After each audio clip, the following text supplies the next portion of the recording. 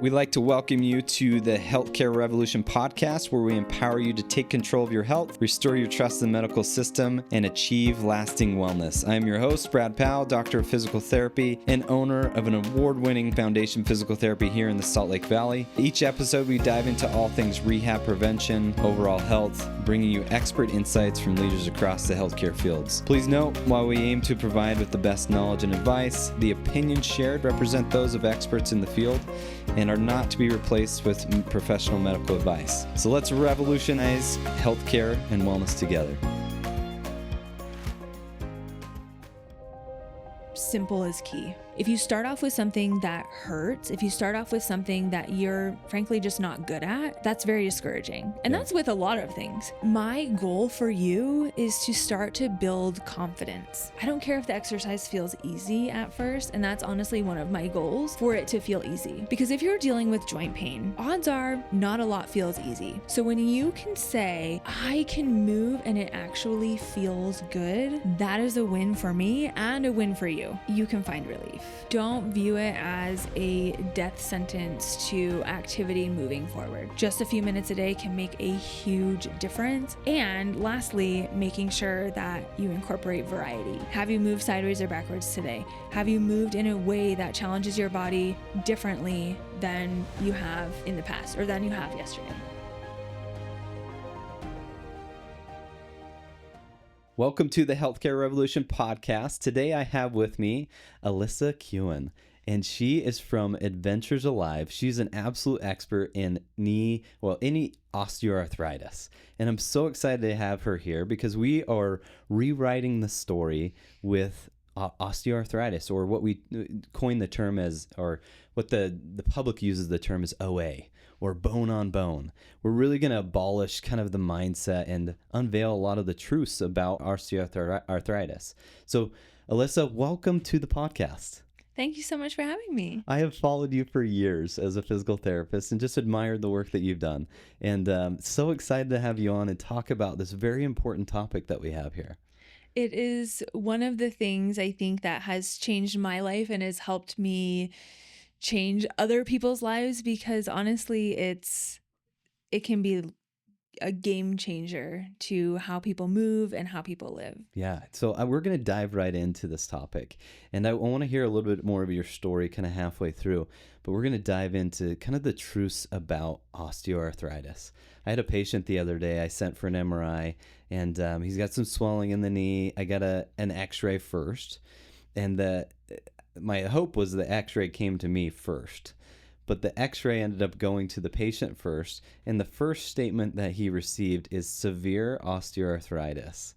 And this is a young guy, doesn't have really any knee pain. His knee's just really stiff, got it swollen, he kind of tweaked it.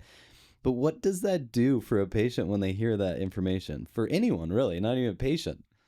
And when you first said that, my brain just went to, and he wasn't expecting it, right? Because that's when you catch people off guard, when you're going in for, and it's hard when you're going in for an image. A lot of times images are, I'm just going to go get this just in case sort of thing. That's where kind of a lot of really people want to know what's going on. Yes. Yeah. But there's a lot of research around the psychological component of imaging, where you go in. My husband actually just had some things going on with his meniscus, and he had to go get imaging. And at first I was a little bit scared because I'm like, I don't know what you're going to find. A lot of this is very, very normal. And how I typically kind of explain it to people is, you can have an image that looks exactly the same, say of the spine. One person can show these degenerative changes, bone space narrowing, lots of different things, and have no pain at all, whereas the other person can show very minimal changes but have very severe pain.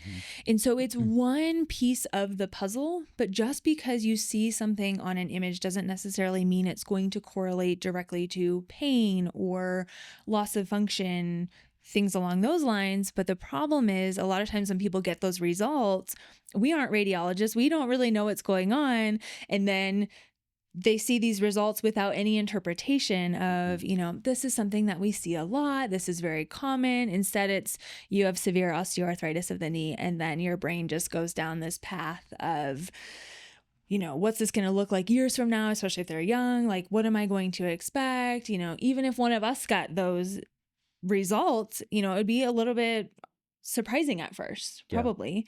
But then it's, okay, let's take this into consideration of what the research shows us, what this actually means, and go from there. Yeah.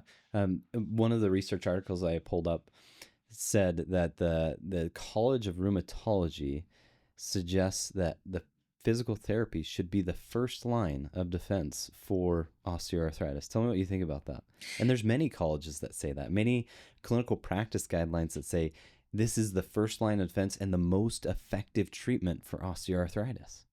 Yes, there's so much research out there that even exercise should be the first line of treatment as far as osteoarthritis.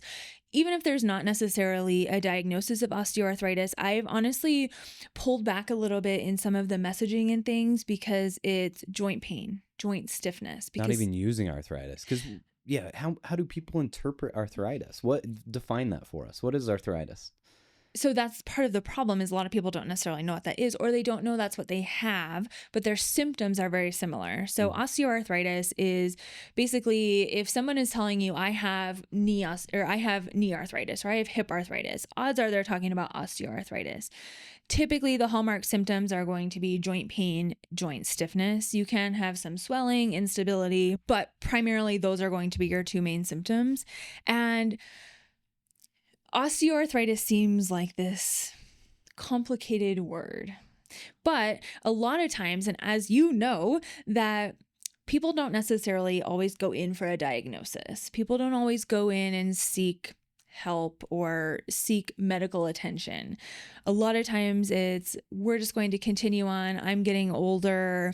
This might go away. This is just something I have to deal with, and don't necessarily get a diagnosis of osteoarthritis or even just arthritis in general.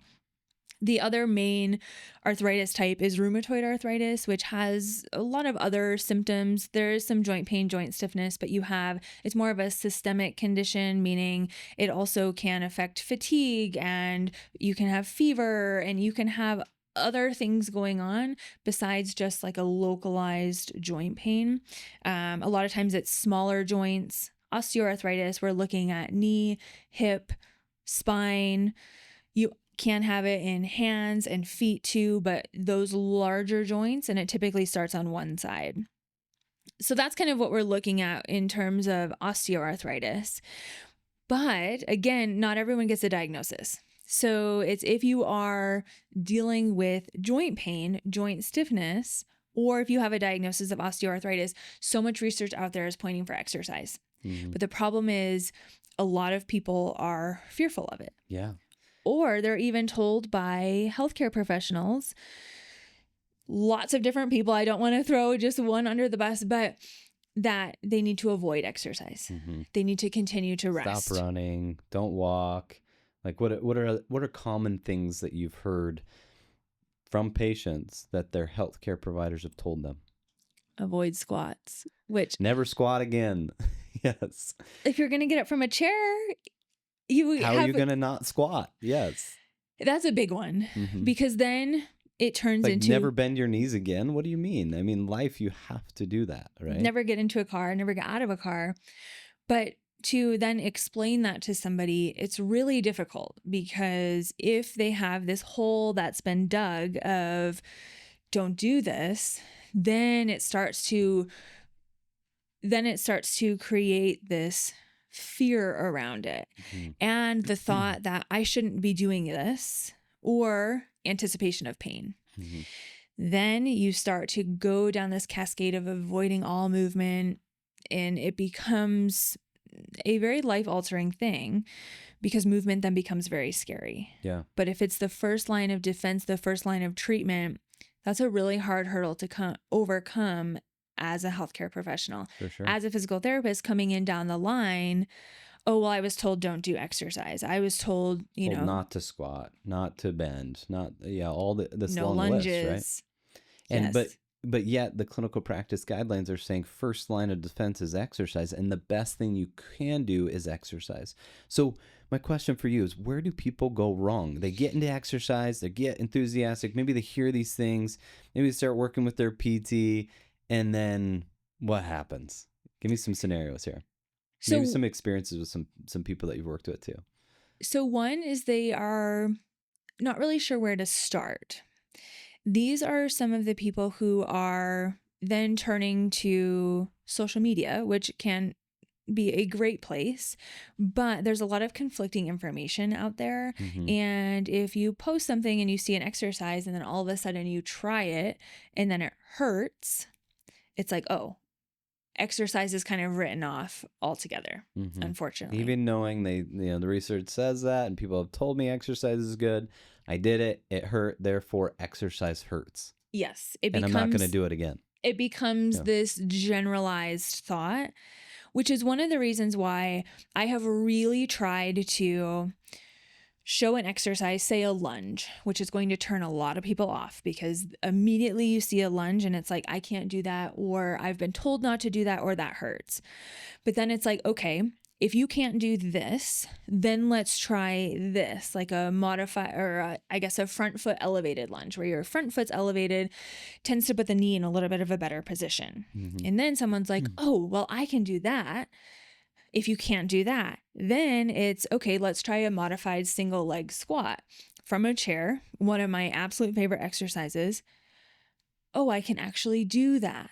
Or if you can't, then it's like, it's okay, because a lot of people feel like they've failed, or, they're not good enough if they're not able to do the first exercise. I can't go into a full depth squat without pain, therefore I'm just not going to squat, right? Yes. Or I'm not going to lunge. Yes. And they just don't do it, but there's 100 versions of a lunge. And that's one of the things. Figuring out that one modification for that patient is crucial, because then you just keep progressing it, right? Yes.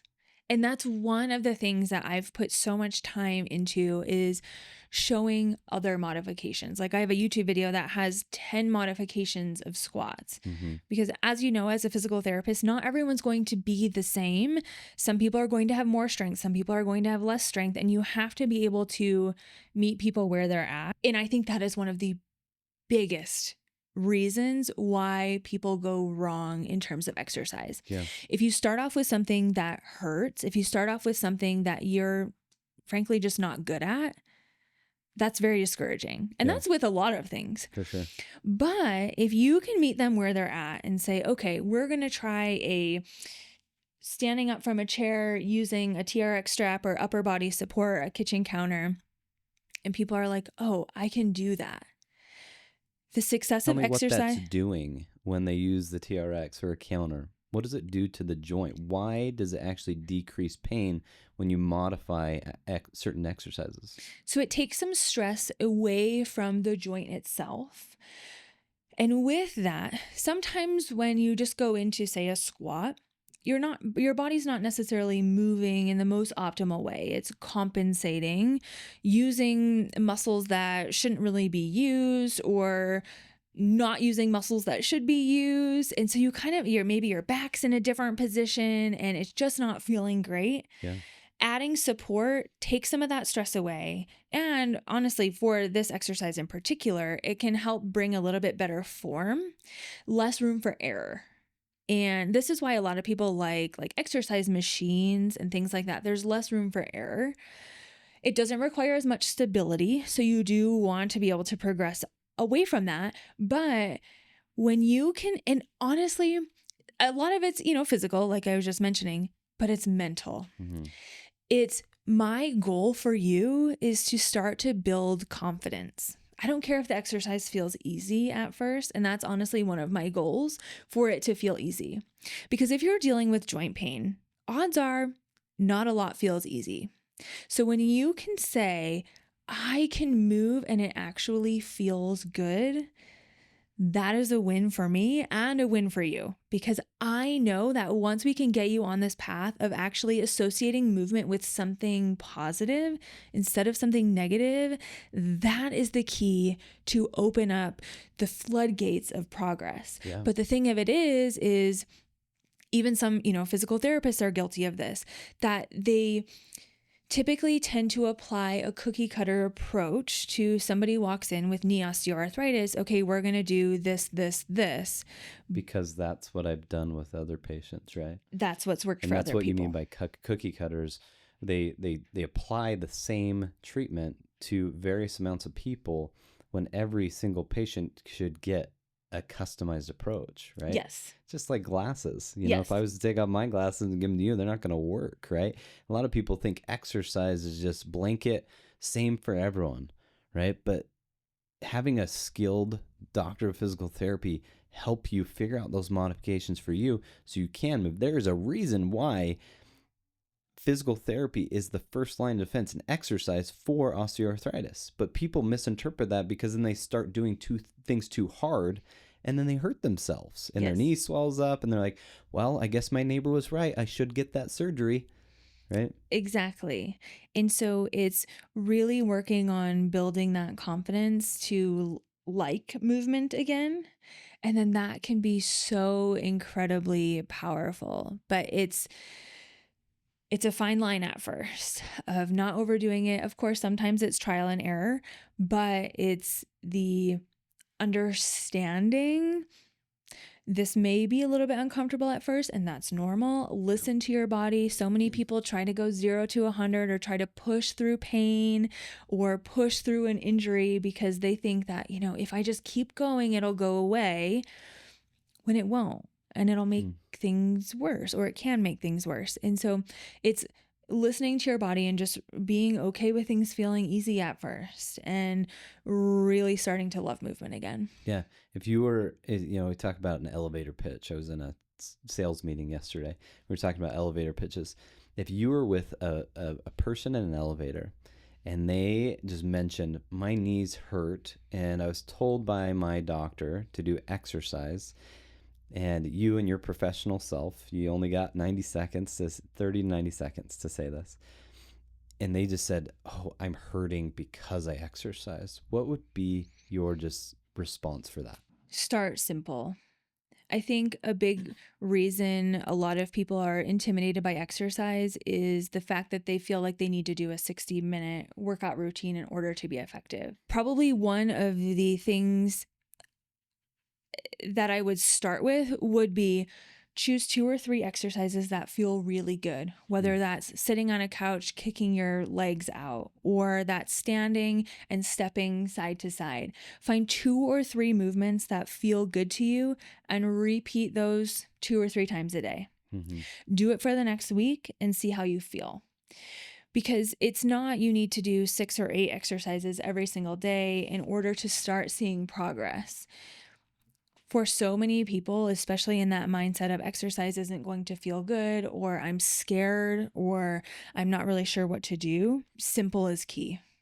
And so it's really just, and I probably would show just a few simple things in said elevator, because it's stepping sideways. You totally would. Stepping backwards.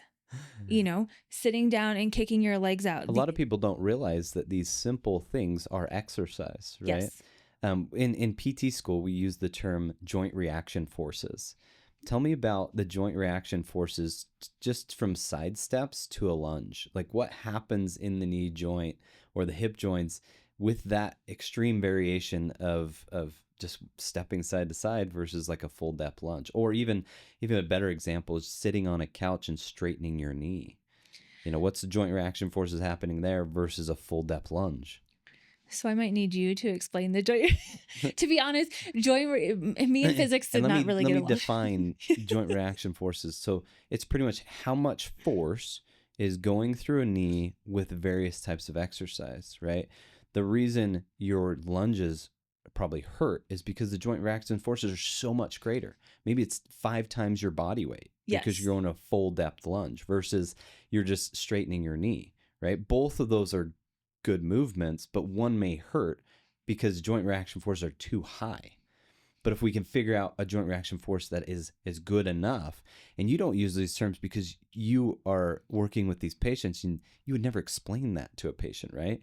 But you're explaining modifications and you're saying, we're going to start simple because you just did the same thing. You said, we're going to start simple, and then we're going to go through this progression and make it a little bit harder because we're making it mental, and you're getting this oxytocin release and dopamine release every time you do an exercise that feels good and doesn't hurt you. And then we're going to build upon that, right? Yes. Is there anything you'd add to that? So I think I like to describe it as far as range of motion. So a lunge where you're stepping out front and then bending both knees coming down is more range of motion. You're going into a deeper range of motion compared to, say, if that hurts, I'd go to a chair squat from a higher chair. You're decreasing the range of motion that you're asking the knee to do, which thus then can decrease some of that stress going through the joint itself. Absolutely. Thus making it feel better. And I feel like range of motion and depth is one thing that can be easily conceptualized. Like, okay, if you're going in this said lunge all the way with your knee going all the way down to the floor to touch, there's a lot of range of motion there. That doesn't feel great. Okay, try less range of motion first. Yeah. See how that feels, and then continue to go from there. So I would say that range of motion is kind of how I categorize that at first. But then also it's adding upper body support is always another easy modification that you can make to a lot of different exercises, which again is something people are hesitant with, because it's like, if I'm using upper body support, say using a kitchen counter or, something to help me pull up to standing, then that's bad. Which I often find a lot of times people try not to even use the arms to push up from a chair because they feel like that modification right there is a sign of weakness or a sign that, they're not able to do something. And it's making these things okay. And like, it's not necessarily a sign of weakness or a bad thing if you have to use these at first. You need your body to be successful in any way that you need to at first. Using a cane when walking, using a walker. Sometimes it's really kind of giving people not necessarily permission, but confidence to use these things. Like, it's okay. It's just a temporary thing. And then you need your body to get good repetitions instead of feeding into those compensations or those things that might be happening because your body needs support, but you're not using it. Yeah, absolutely. I totally agree with that. There's so many things that come to mind when you talk about that, because so many patients think that you're taking away their independence as you give them a cane or a walker. And the majority of the time when I give someone or prescribe a cane or a walker or some sort of assisted device to help them is to offload the joint temporarily, so that way we can progress it to wean off of it, not to stay on it forever. And there are key components that we teach people as physical therapists to not rely on the cane or not rely on the walker, where you're just all upper body support, that you're putting a percentage of load through the joint, but a percentage of the load that feels good and doesn't hurt, and then slowly progress that over time. Because that's the key component to arthritis, is the appropriate load. You have flare-ups when you load too much, right? And people think, oh, I'm going to go run now, right? It's like, well, walking to running is a big leap. It's a big bridge. And not too many people know there's about 17 steps in between there. We want to progress that slowly. And if you jump between two different progressions too quickly, then your knee will hurt, right? And our job is to help mitigate that and to show them the way. I remember my grandpa, a few months before he passed away, he was very independent, and he was very proud that he was independent. And he was having a hard time getting up out of his chair. And I went to his house one day, and he had this rope that was tied around the other couch from his chair, and it had knots tied in it, and he used it to help himself up. And in my mind as a physical therapist, I'm like, that's kind of dangerous. But then I was like, that's genius. Like, to give him the independence to still get up on his own. He was using his upper body strength. He was using his legs to stand. And actually, now I think about it, it wasn't a rope. The reason I thought it was dangerous is because it was a cord from his lamp that was plugged in still. Okay, that changes it a little bit. But my mind immediately went to, oh, it's great upper body strength, core strength. Yeah. I mean, a rope would have been better probably, but I mean, it's just that being able to hold on to that independence and the fear of losing it is a big motivator for a lot of people, especially when they realize, like, if they are starting to have or experience joint pain, that could be taken away, that all of a sudden stairs, while they can still do them, they're getting harder. Walking longer distances is getting harder, or they go on a trip with a couple of friends that now they're not necessarily able to keep up with as much. The fear of losing that is a primary motivator of exercise and getting stronger and feeling more balanced. And so there's a lot going on in terms of how we can get people to exercise. It's building that confidence. It's finding, why things are challenging, but also what motivates them. What are you wanting to exercise for? Is it for family, for grandkids, for yourself so you can go travel, all these different things? But the key is them understanding that it is possible, that it's not some distant goal, but you have to take action to get there.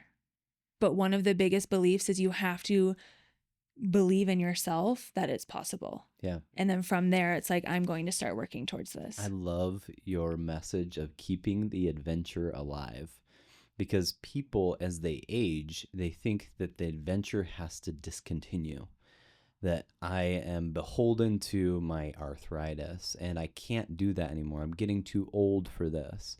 And those statements, they kind of drive me nuts a little bit, because the thing is, like, we go throughout life and we have these careers and we put so much time in these careers and building them, and then people retire and then they just become couch potatoes because they hurt, right? But it's all about the adventure. Like, get through your career and love your career, do the adventure through your career, and then get to retirement and adventure even more.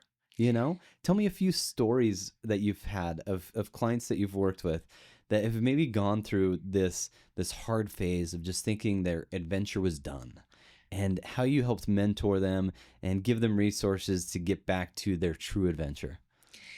First off, when I first started this business, I was under the mindset of, adventuring is hiking and going out into the mountains and doing these different things.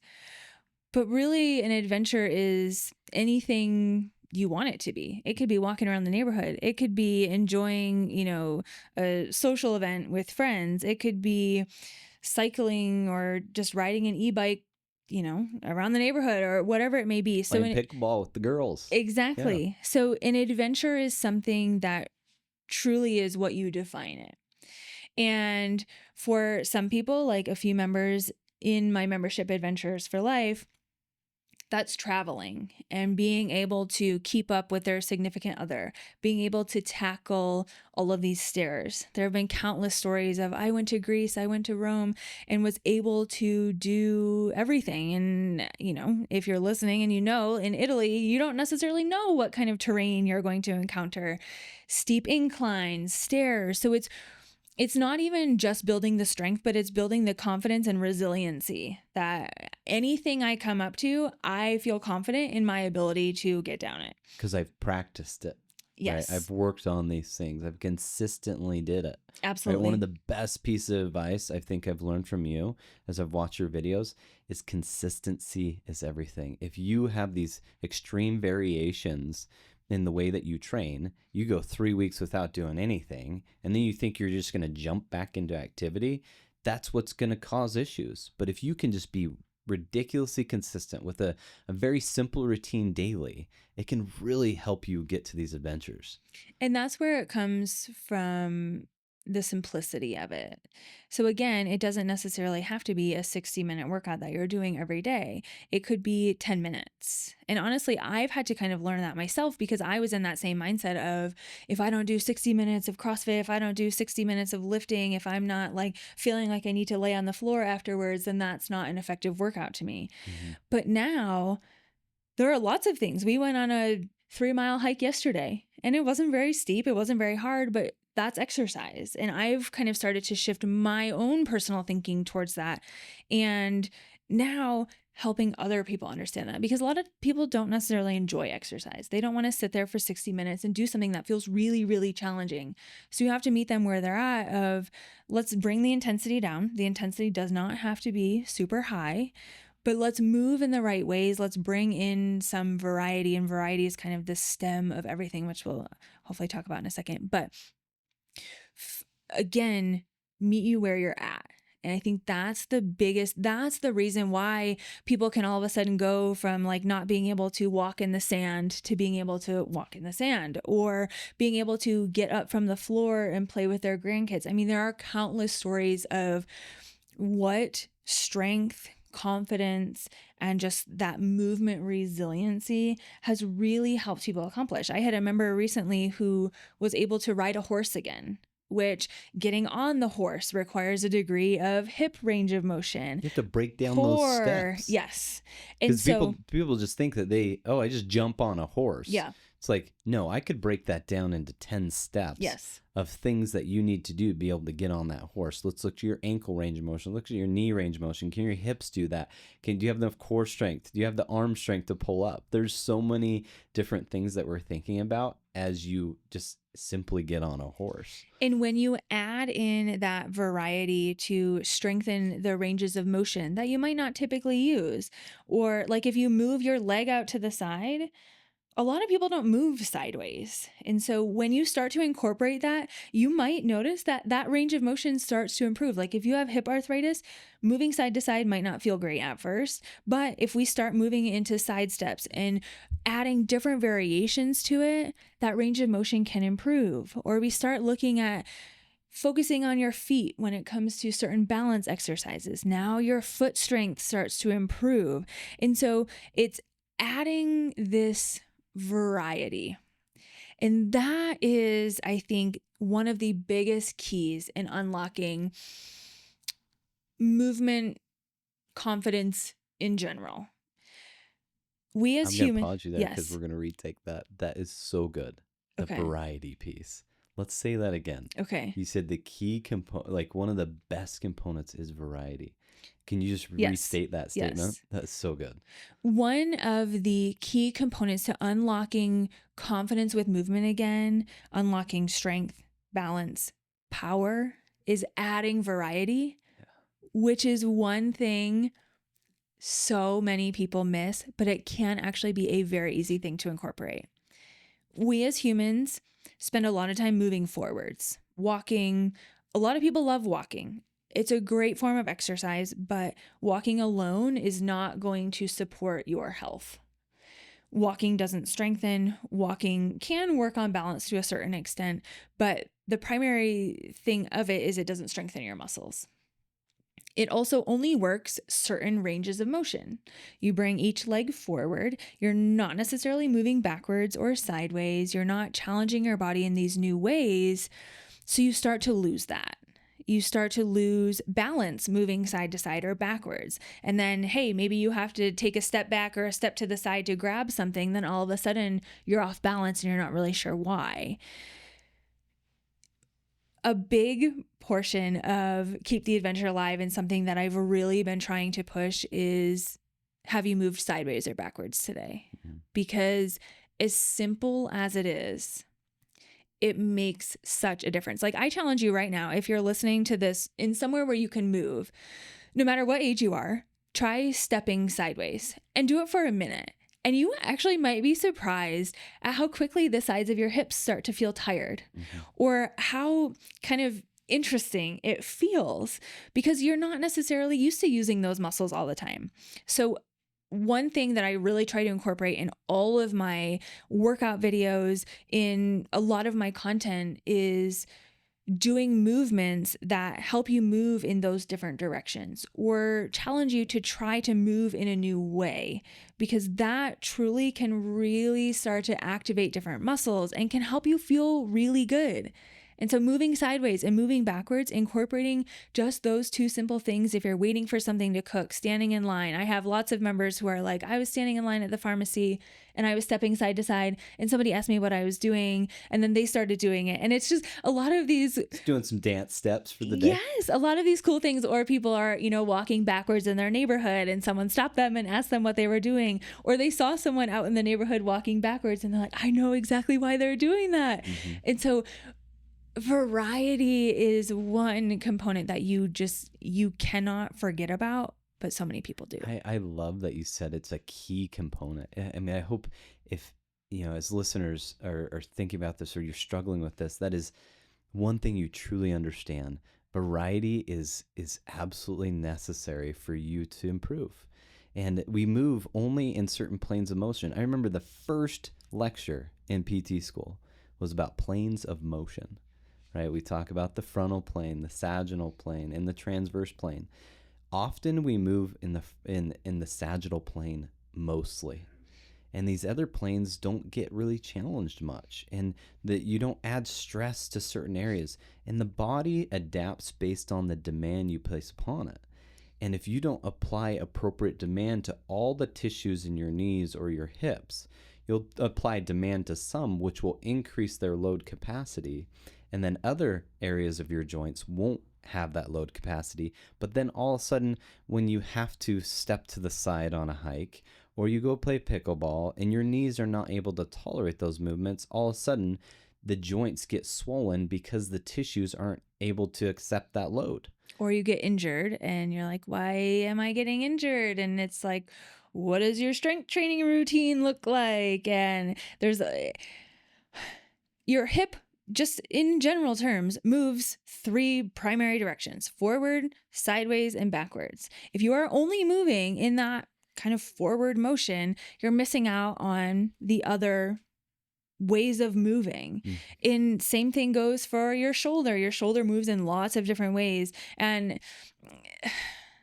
it truly can. I love your size because I know what that means. It truly, if there was one thing I wish everyone knew, it would be move in different ways, because this can apply to whether you're primarily using walking for exercise or you go to the gym. But when you go to the gym, you're doing arm day is the same 10 exercises. First, I'm going to do bicep curls, then I'm going to do this, then I'm going to do this, then I'm going to do this.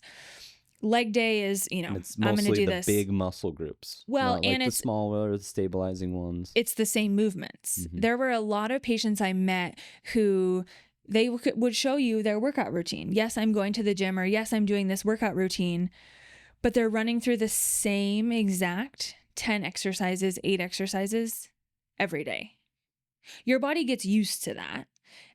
And you're also moving in the same ways. So again, your body gets used to that. You hit a plateau. You might not experience increases in strength, balance, stamina.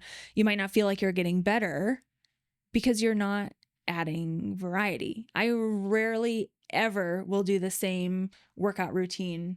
I have this, hundreds of thousands of exercises that I know. And so every time I go into the gym, it's pulling in 6 to 8 different exercises. They're never the same. They're never, in terms of never being the same, I mean, I'm not combining the same things. Sure, I'm doing squats, I'm doing lunges and different variations of them, but they're combined with different exercises. They're combined with different weights or different repetitions. Adding that variety continues to challenge your body, whether you're at a beginner fitness level or an advanced. Mm-hmm. And even variations of power, endurance, and power means like aggressive forces. So maybe a jump versus just a squat. Maybe you're squatting at a light load with a lot of repetition, or maybe you're squatting at a heavy load with a small amount of repetition, but just adjusting those parameters of variety as well. Absolutely. One of the clinic or the exercises that we teach in the clinic for someone that says or can do a lunge really well and they don't have pain, we call it the lunge matrix, and it's a variation of planes of motion of a lunge. So we have a curtsy lunge or a skater lunge or a cutter lunge or a sagittal lunge or a frontal lunge. Mm-hmm. There's all these different varieties of lunges to get their knees exposed to turning and changing, right? But essentially is what you're saying is the variety of movement adds appropriate load to the knee because the body gets adjusted to one plane of motion and doesn't strengthen other ones, right? But so much of our day might be in that one plane of motion, and then all of a sudden we go to turn or pivot and our knee can't handle that. Or your back.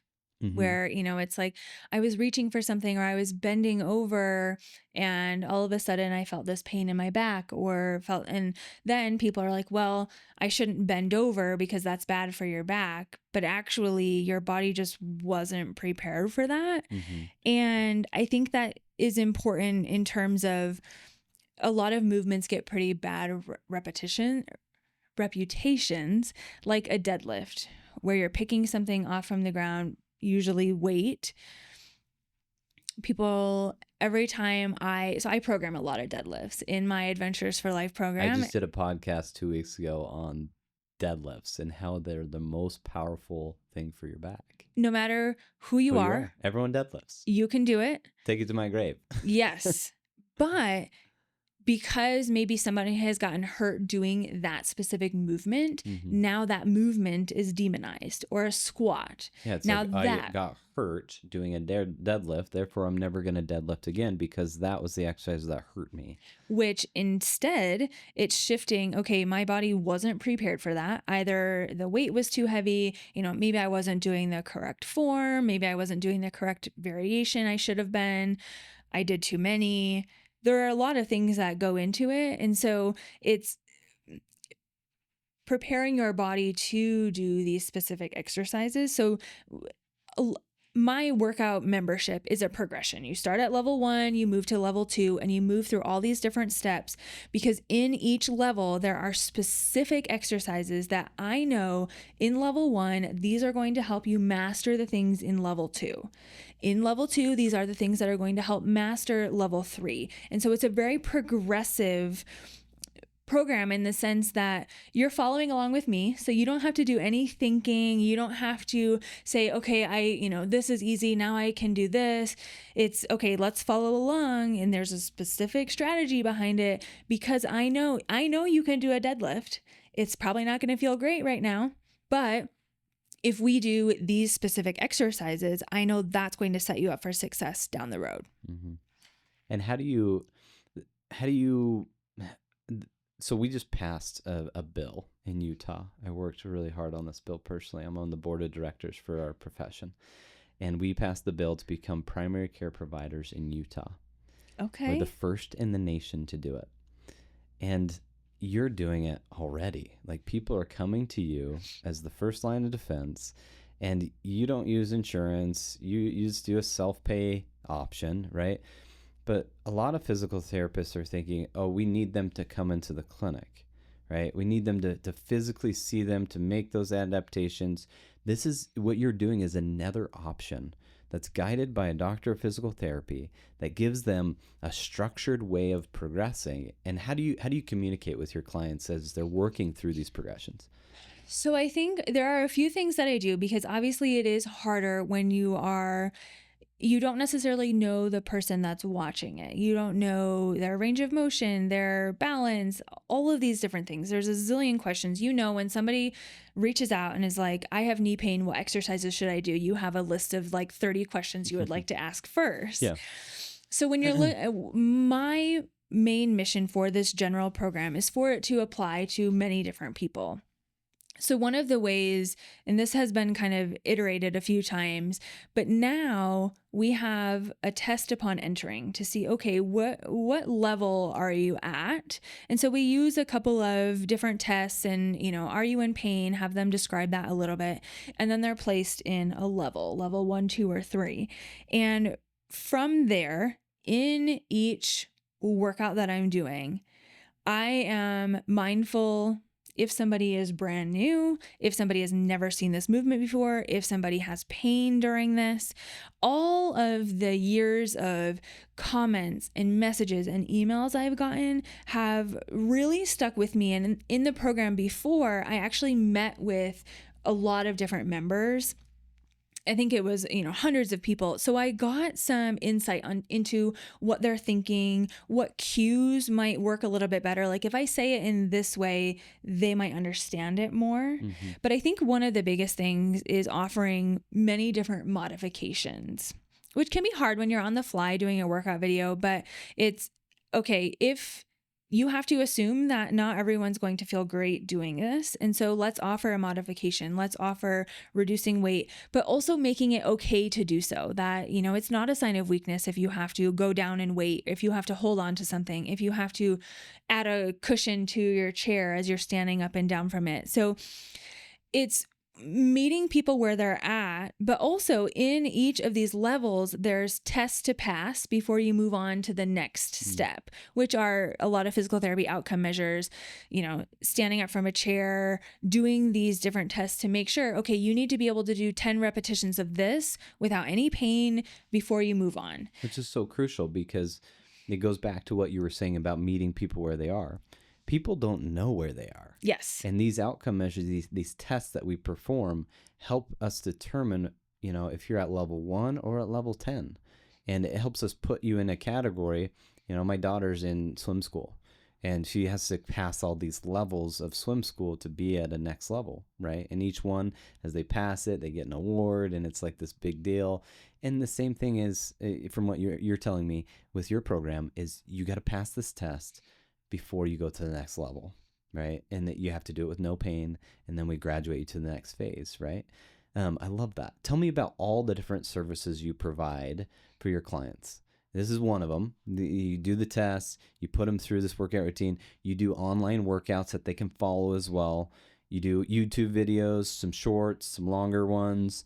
Did I miss anything there? So I do a lot of free content on Instagram and YouTube, essentially to build the confidence in people to help move. Obviously, a lot of people are in different financial situations, so it's also helping those people who maybe can't necessarily come into the membership yet, but want to feel better. I mean, that's the whole goal of everybody that comes to my content is likely trying to feel better in some aspect. So then our paid membership is where you get more focused workouts. So you get full follow along workouts. I don't have a ton of workouts on my YouTube channel. Then you get the test to pass to make sure that you're moving in a progressive way. I think one thing that's interesting about the test is it really offers a way of motivation because people like to have a goal. Like, I'm working towards this instead of going into, a membership or a program where they just give you a bunch of different workouts and it's okay, you pick this one, you pick this one. This is a path. You can only focus on 2 workouts at once before you move to the next set. And then we also have a wide range of resources as far as interviews I've done with surgeons, and we've done one with a rheumatologist and someone who is into yoga, because yoga is not my specialty, Tai Chi. So a lot of other different resources in terms of, we talked to a really cool psychologist about purpose and really kind of tying that back into exercise and helping with motivation. So there's a lot of other resources, a decision tree on what you should think about before opting for surgery. So it's really, I'm trying that decision tree. Oh, we got to talk about that. Yeah. Because that's so important. I really want to dive into a lot of that, but finish what you were saying. And it's just basically my goal is to create a collection of resources, both with exercise, because obviously pain and arthritis and things are multifaceted.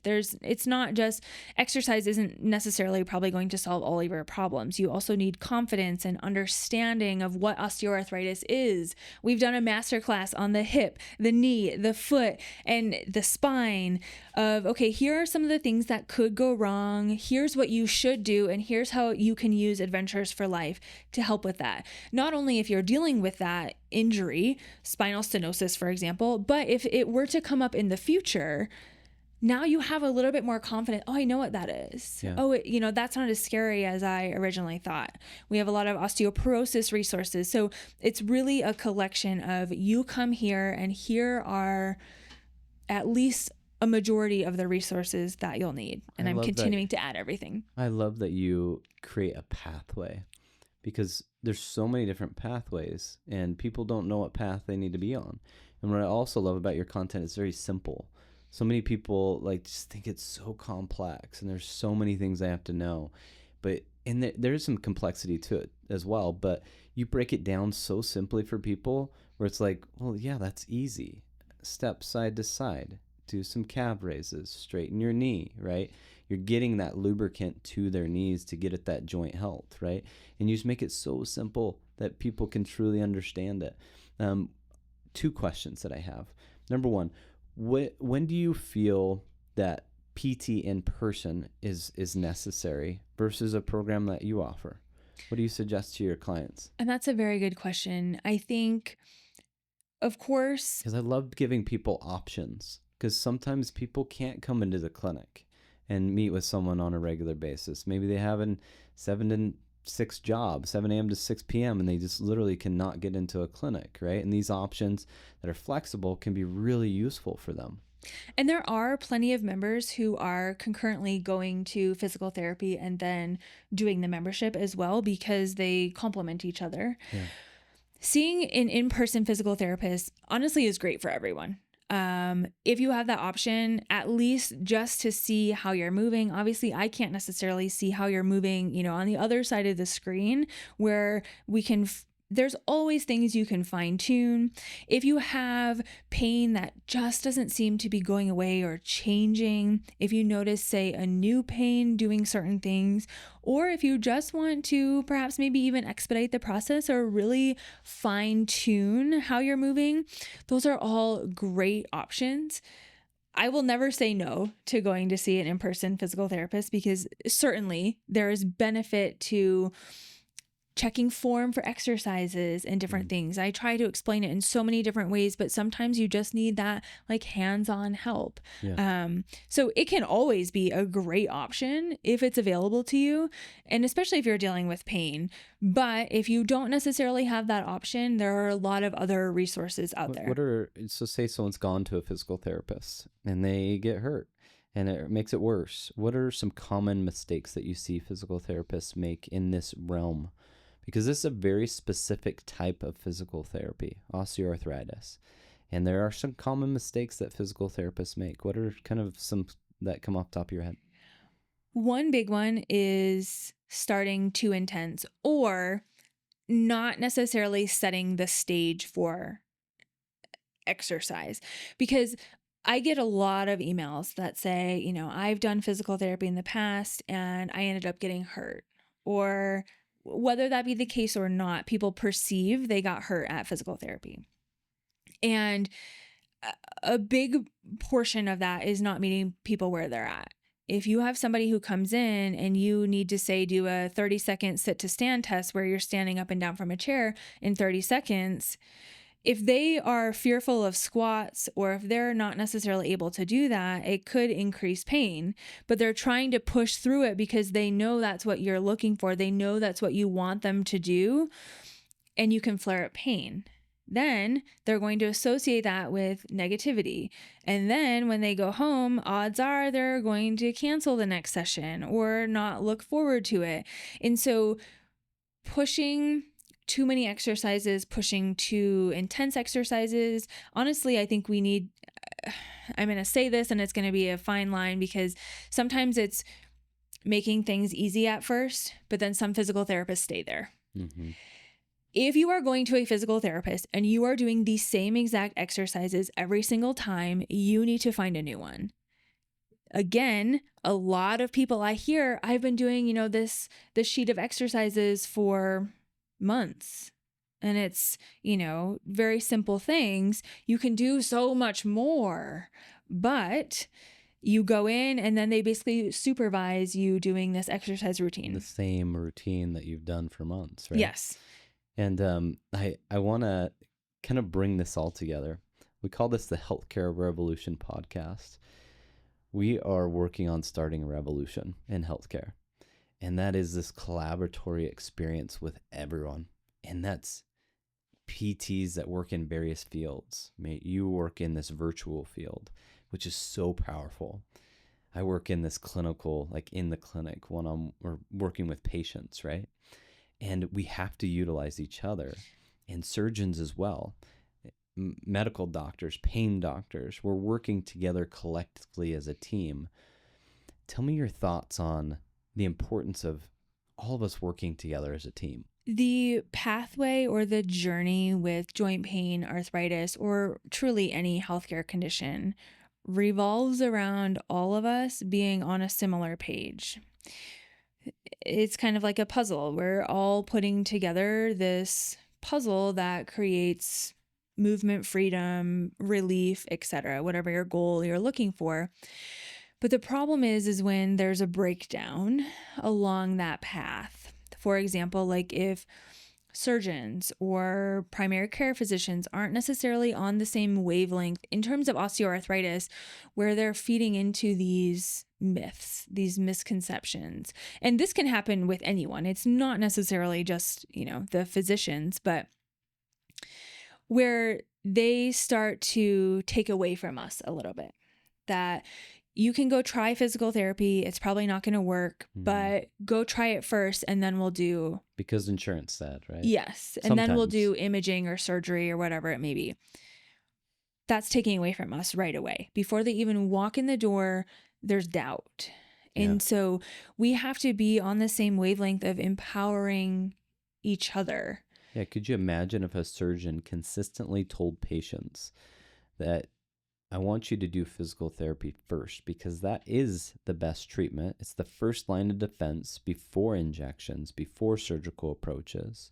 I want you to do that first with a great physical therapist that I know will take you through a great progression and customize it to you. Imagine and can make you feel really good. And there's power. Strengthening your muscles can help your joints. Kind of even taking that a step further and explaining the benefits that you might feel. And I have a lot of people who come with these things that, oh, my surgeon is, recommending exercise. I actually showed them your membership and they were really excited about it. They want to know more about it and that they're on board.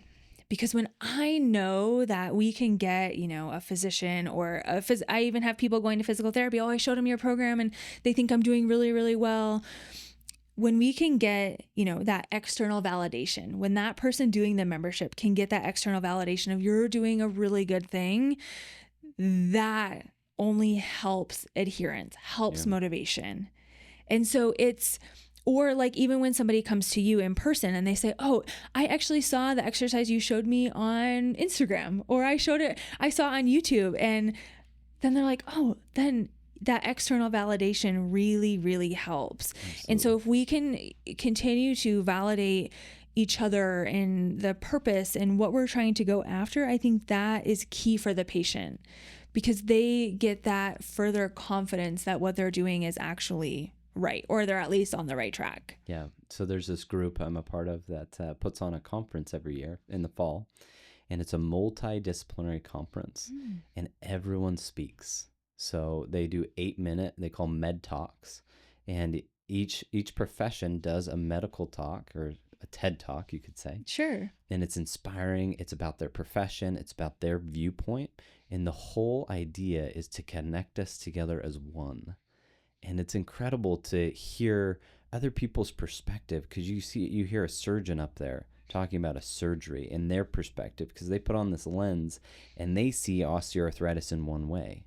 They see bone on bone. I need to operate. You see a physical therapist up there that says, I'm the first line of defense for this, and this is the progression they need to go through. They don't need surgery. But when we all get to tell our stories, it connects us on the same page. And I love what you say. Let's build it together. Let's empower people, and let's build conversations between cross-collaboration in healthcare because it can be detrimental to a patient when they hear the wrong story or they perceive it in a different way when a surgeon tells them surgery is the only option, right? Or injections the next way. There's so many things that we need to do before that. And having the appropriate amount of people on your team is super critical for your success. Absolutely. I mean, everybody needs to help uplift the patient, give the patient options, not, stick in their lane only, and only see it in that closed-minded area. We are all working together. I am not in competition with physical therapy offices because I know that what I'm doing can help to supplement that. Oh, I love that so much. You are not in competition with surgeons because you know that what you have can complement them, whether it's pre-surgery, after surgery. So we need surgeons and a lot of physicians to start to feel that way too. Yeah, absolutely. And physical therapists as well, because physical therapists think, oh, that's my competition down the road. But ultimately, we're all allies. We're all here to help each other. We're all here to supplement each other, and to lift. And sometimes the message from you is so much more what the patient needs than it might be from me in the clinic. And the way you break it down and how simple you make it, right? But we all need to work together more collaboratively. Yes, I love different perspectives, maybe different ways of explaining things, because you might explain something different than me, but the way you explain it helps to connect more with the patient. And so everybody needs these kind of different perspectives, which I think is where social media can really be powerful, but also can, be detrimental. So it's certainly a collaborative approach. And I have a lot of members who have a hard time finding a healthcare team that listens and that they actually vibe with and that actually feels like they respect them. So unfortunately, it's still a little bit more challenging to find that. But when you do, and when you can create these partnerships of, surgeons that you really like and that understand kind of you're on the same wavelength, that is so powerful because the patient gets so much more out of this experience.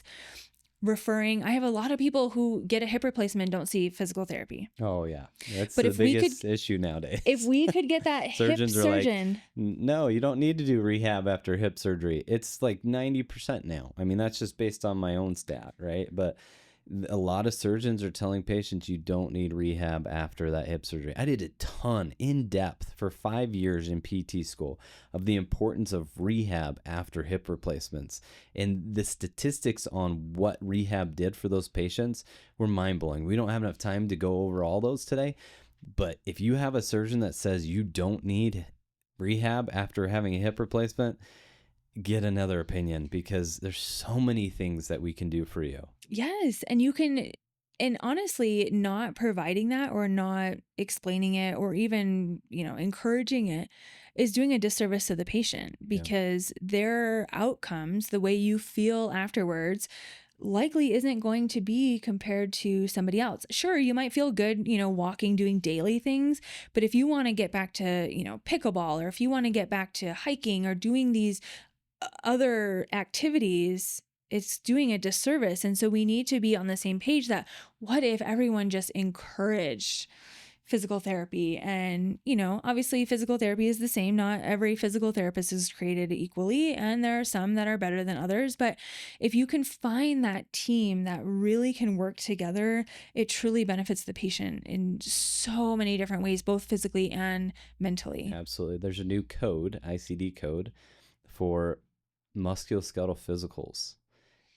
No insurance has reimbursed it yet, but we are working with legislation and insurance companies to allow for a yearly physical with a physical therapist to identify musculoskeletal issues to prevent a lot of these long-term things that are happening. So essentially, now that we're primary care role, we can have yearly physicals with people, and it's not there yet. We're still working on a ton here, but we can prevent so much. That is amazing, because then especially if insurance will cover it, because a lot of times physical therapists have been trying to push for this before, like come in before you have pain, come in before you have problems. And a lot of people don't necessarily adhere to that because it's like, I'm not in pain. Why do I need to go, So that would be incredible, because then it could point you in a direction of strength training or balance training, or there's so many different options that, oh, I'm exercising every day, so I shouldn't necessarily be in pain. But you could maybe tweak a couple of these things and it could save so many problems down the line. I love it. Okay, let's see if we can just end with some tips. Kind of summarize what we've said here. Give me your top, 3 to 5 tips for people that just feel stuck. They feel like their adventure's done and they just can't get out there anymore. What are your just top tips for these people? With arthritis, if you've been diagnosed, you can find relief. Don't view it as a death sentence to activity moving forward. So many people are dealing with joint pain, joint stiffness. Oh, I'm just getting older. This is just how it has to be. But then don't do anything about it, which thus makes it worse. So we really have to shift that mindset of, okay, you have arthritis, you have joint pain, you have stiffness. Now, what can we do to help optimize your movement? How can you move better? How can you feel better? Because it is possible. Surgery is not inevitable, although it can have a time and a place. So much of it is the thought process. It's getting diagnosed younger and younger. And so it can feel really scary if you're in your 30s, 40s, 50s, and you've all of a sudden been diagnosed. It is not a death sentence. And there are things you can do to help yourself feel better and do the things you want to do. But you have to take action. Movement is better than rest. You have to keep, your body craves movement, your cartilage craves movement, but it doesn't have to be complex. It can be as simple as, if you're sitting in a desk chair right now, kicking your legs out a few times. No matter your age, no matter your fitness level, I do it all the time because your joints need that movement, but it doesn't have to be get up and do 30 squats. It can be these very simple things that can start to add up over time. Just a few minutes a day can make a huge difference. And lastly, making sure that you incorporate variety. Have you moved sideways or backwards today? Have you moved in a way that challenges your body differently than you have in the past or than you have yesterday? One of my orthopedic surgeon friends is booked out until February for surgeries. If people knew these 3 tips and they had experts guiding them, I guarantee you they would avoid around 85% of those surgeries. Sure. These surgeons are way overbooked because people are looking for the fast food option when they don't realize the ramifications of those surgeries. Those surgeons are doing an excellent job at trying to filter these out and get people to the right resources. But people are opting for the quick change, and they don't realize it's going to really limit them in other areas as well. But I love these 3 tips. If the public knew these 3 tips, it could really be a game changer for them. I'm working every day to try to make that happen and through all of our videos and everything. So This is our call for other physical therapists to get on the ship with us. Yes. Let's spread the news. This is what life's all about. Keep that adventure alive. Hashtag keep the adventure alive. Yes. Like, we all need to do a better job at educating the public. And I love what you're doing. You're leading from the front in our profession and teaching society what they need to know, because they need to hear it from us, from the experts that know it. So I love what you're doing. Keep doing it. Thank you for joining us on the podcast. We appreciate what you do. Thank you so much.